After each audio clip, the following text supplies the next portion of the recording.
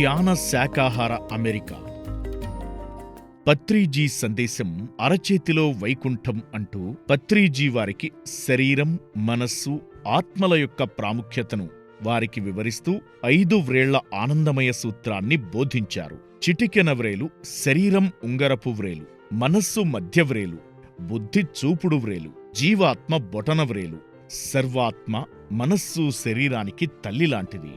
ఒకానొక తల్లి తన బిడ్డను ప్రేమగా, ఆప్యాయంగా చూసుకున్నట్లు ప్రతి ఒక్కరూ తమ మనస్సుతో తమ శరీరాన్ని చూసుకోవాలి. అది చురుగ్గా ఉండగలిగేటట్లు తగినంత మోతాదులో శాస్త్రీయమైన రీతిలో వ్యాయామం చెయ్యాలి. కాని శరీరాన్ని అతిగా ఎప్పుడూ కష్టపెట్టరాదు. శరీరాన్ని వీలైనంత స్థిమితంగా ఉండనిస్తే మనస్సు తనను తాను స్థిమితపరచుకుంటుంది. కాబట్టి స్థిర సుఖ ఆసనంలో శరీరాన్ని స్థిమితపరచి వీలైనంత ఎక్కువగా ధ్యానానికి ఉపక్రమించాలి. పుట్టుకతో మనం మన శరీరాన్ని తల్లిదండ్రుల దగ్గర నుంచి తెచ్చుకుంటాం. సమాజంలో మరి చుట్టుపక్కల వారితో కలిసి పెరుగుతూ మనస్సును తెచ్చుకుంటాం. మంచి చెడుల విచక్షణా జ్ఞానాన్ని ఉపయోగిస్తూ మనం చేస్తున్న కర్మల ద్వారా బుద్ధిని తెచ్చుకుంటాం.